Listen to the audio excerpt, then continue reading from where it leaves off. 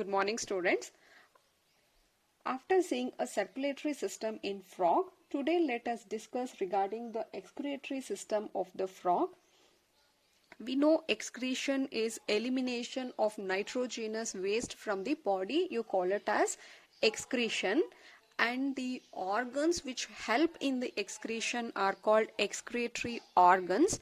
And there are various such organs which helps in the excretion. Altogether you call it as a excretory system. So the excretory system consists of a pair of kidney, a pair of ureters, cloaca, urinary bladder. Clear?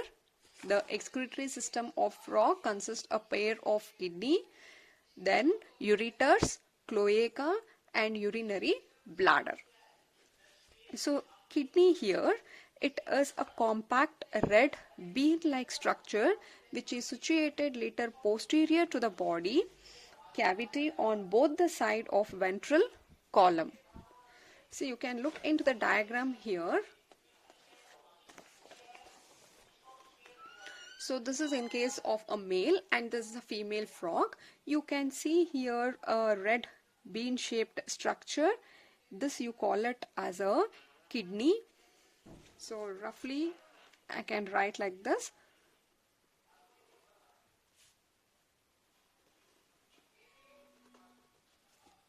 Right? So this is a pair of kidney, and kidneys are made up of structural and functional unit called nephrons. As in case of human, you can call it as a nephron. Otherwise, it is also called as urinoferous tubules. So each kidney is composed of structural and functional units. They are called as uriniferous tubules or simply nephrons. And there are two ureters emerging from the kidney in the male frog. If these are the kidney, you can see tube-like structures which are emerging from each kidney. So these are the kidney, and these are called as ureters. They open into a common structure here. They open into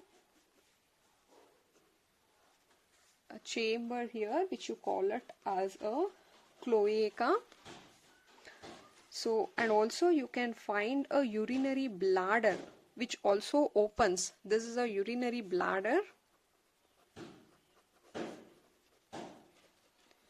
which opens into the cloaca. Here you can see even the ureters will also open into cloaca. So this is the excretory system of a frog. There is a difference in a male and a female frog in case of a male frog. In case of a male frog, you can see here the tube which is emerging from the kidney are called as urinogenital duct. Not just it is called as ureters, they are called as urinogenital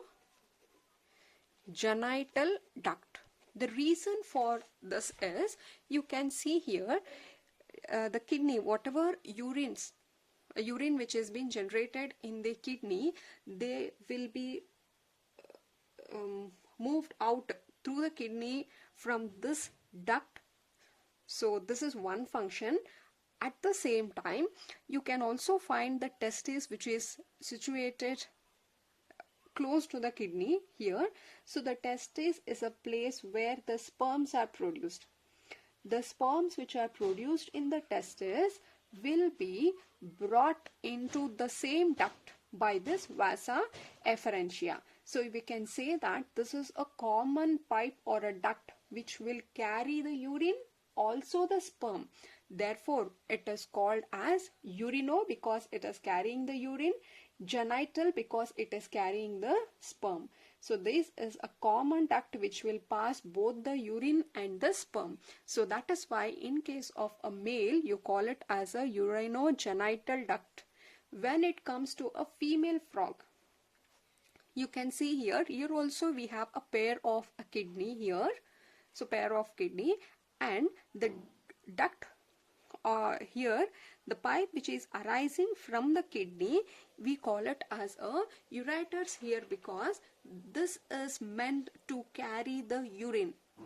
But here you can also find the sex organ, that is the ovary, which is located on the kidney. In case of a male we saw testis, in case of a female there is a ovaries which are attached to the kidney, and the ovary will produce the egg, and whatever egg is produced in the ovary, it has been carried from this oviduct. So you can see there is two separate channel, one here to the oviduct will carry the egg, the male female gamete, and the ureters carry the urine from the kidney. So these two are separate. But in case of male, what happened? It is a common duct which carried the urine, also the male gamete, that is a sperm, both were brought by the same duct. Here you can see for urine you have a separate duct, and for egg we have a separate duct. Therefore this, in case of a female, you call it as ureters. Clear? So this is the ureters. But in case of a male, we should call it as a urinogenital duct. Clear? And you can see kidneys here will have certain fat bodies. These are the fat bodies. So from the kidney it is coming to the ureters, and then it opens into the cloaca. Again, this is what I told you. The ureters act as a urinogenital duct which open into cloaca, but in case of a male there is separate. Ureters is separate and oviduct open separately into the cloaca. So the thin-walled urinary bladder is present ventral to the rectum, which also opens into the cloaca. You can see the urinary bladder which will open into the cloaca. So here the frog excrete urea. It is in form of urea, therefore the frog is called as ureotelic animal. Important. Why we call frog as a ureotelic animal? Because it is going to excrete the waste in form of urea. Clear? So excretory waste are carried by the blood. The blood is the one which will carry this excretory waste to the kidney. In the kidney they get separated and the waste is being eliminated through this excretory system. Clear? Yes. Now moving on to the nervous system of the neural system of the frog here. The system for control and coordination is highly evolved in the frog. Here also it is just like a humans. They have both the neural system. They will have the neural system. Also they will have this endocrine system. They are well developed. Therefore you can find both neural system and endocrine system. So endocrine system meaning what? They will have certain endocrine glands which will secrete the hormones which will coordinate between different organs. So the chemical coordination of various organs of the body is achieved by the hormones which are secreted from the endocrine glands. There are various endocrine glands situated in the frog. What these endocrine glands will do? They will secrete the hormones. These hormones further will coordinate between different organs. See, we know if a system has to work properly, there is necessary for the organs which are present in the system to work accordingly. See, if you take an excretory system, you can find so many organs here, right? There should be a coordination between these organs. And how is this coordination brought is by the hormones. And these hormones are secreted by the endocrine glands. And some of the endocrine glands which are present in the frog are the pituitary gland, thyroid gland, parathyroid, thymus, pineal, pancreatic islets, adrenal, gonads. So these are all the endocrine glands. So this is about the endocrine system. Now looking at the nervous system here, the nervous system consists of the central nervous system,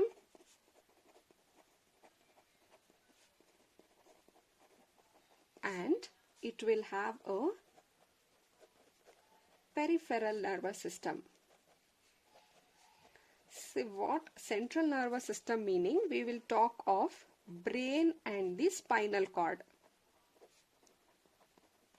Brain and spinal cord forms the central nervous system, and there are various nerves which arise from the brain and the spinal cord. So these nerves which are linked to the brain and spinal cord constitute the peripheral nervous system, and those are called as cranial and spinal nerves. Nerves which are connected to the brain and the spinal cord are called as cranial and spinal nerves. Apart from this, there are other nerves which are connected to different parts of the body, and that constitute the autonomic nervous system, right? So the nervous system is organized into central nervous system and the peripheral nervous system.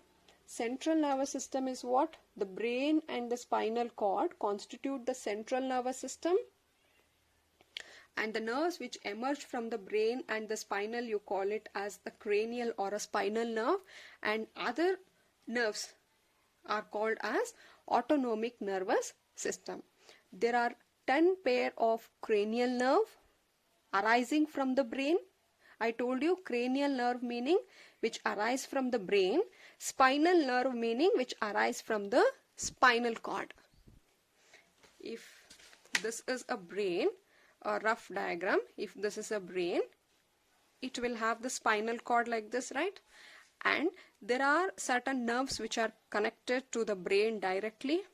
These are called as a cranial nerve, and some of them are connected to the spinal cord called spinal nerve, and there are different organs which will connect different parts of the different parts of the body which constitute the autonomic nervous system. So there are totally 10 pair of cranial nerves, and brain is enclosed. See, we know that brain here is being enclosed by the skull, a hard bony structure called brain box, and you call it as a cranium or skull here. We all know this, right? So it is enclosed in a brain box, and the spinal cord is also protected from the vertebral column.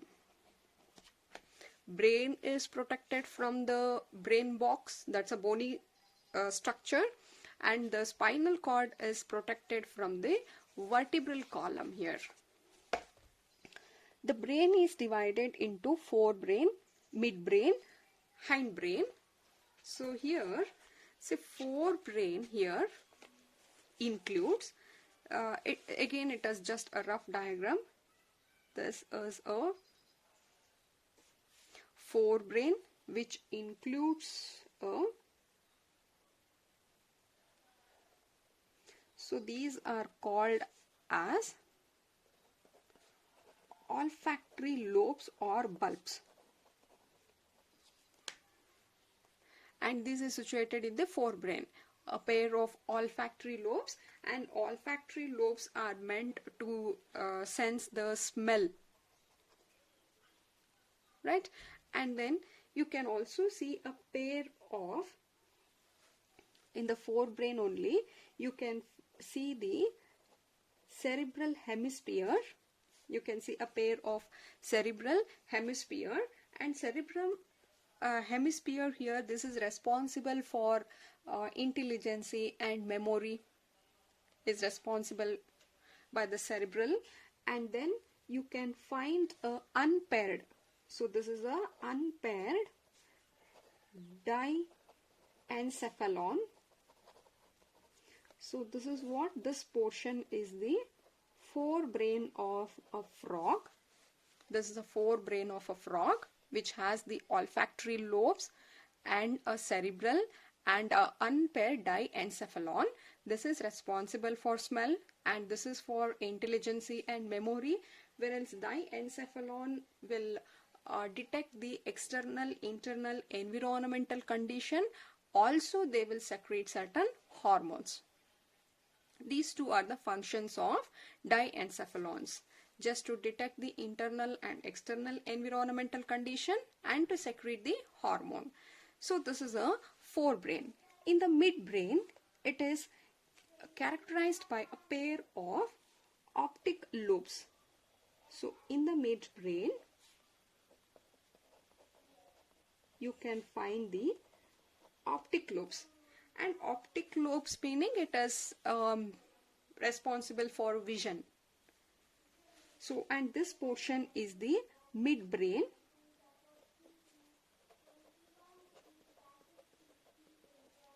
Midbrain.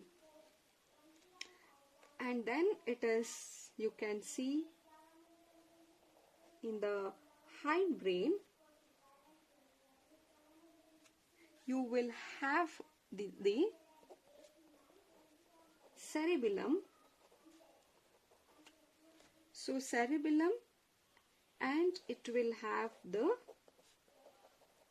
medulla oblongata. So these two are responsible for body movement and also the balance. Body movement and balance are the functions of this cerebellum and the medulla oblongata. So this will constitute the hindbrain of the frog. So this is a rough diagram of the brain here, right? So the medulla oblongata passes out through a foramen magnum and continues to the spinal cord. See, now you can see this medulla oblongata will continue here.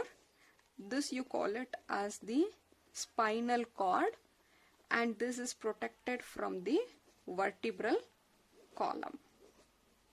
Clear? So this is a vertebral column, and entire brain is protected from this brain box. Clear? So this is about the neural system of the or nervous system of the frog. Moving on to the next is the sense organ. The frog has different types of sense organ.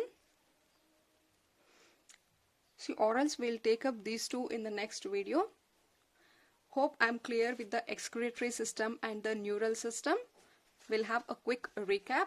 Excretory system here in case of frog is very well developed, and excretory system consists a pair of kidney and a pair of ureters, cloaca, urinary bladder. You can see kidney and a pipe which is opening here. From the kidney you call it as a ureters, which will open into a cloaca. There is a urinary bladder also which will open into the rectum. Then you can see here this is a cloaca. Finally, this is a cloaca through which it is excreted outside. Clear? Only difference you should know is in case of a male, you call it as a urinogenital duct because it is the same pipe or a duct which will carry the fluid that is from the kidney, urine from the kidney, and also the testes, the sperms which are produced in the testes are also carried by the same duct. Therefore, it is called as urinogenital duct. Whereas in case of a female, it is separate. There is a separate duct for carrying the urine, separate duct for carrying the gamete. Right? So this is excretory system, and also remember here it excrete. They are called as ureotelic animal because they excrete the urea. And the next system is the neural system. It is again in the frog you can find the neural system as well as endocrine system. There are various endocrine glands which secrete the hormone which helps in coordinating different organ is one way, and second one is they have the nervous system. Nervous system, they have the central nervous system, peripheral nervous system, they have the brain and the spinal cord in the central nervous system. peripheral nervous system have the nerves from the brain and the spinal cord. Apart from this, they also have different nerves which are connected to different parts of the body. You call it as autonomic nervous system. Here it is the brain, then it is the spinal cord. Clear? So these are the regions in the brain: olfactory, responsible to sense the smell; cerebrum for intelligence and memory; diencephalon, detect the internal external environmental condition and also it will secrete the hormones; optic lobes for vision; cerebellum and medulla oblongata together, they will help in the body movement and also in balancing. Right? Thank you.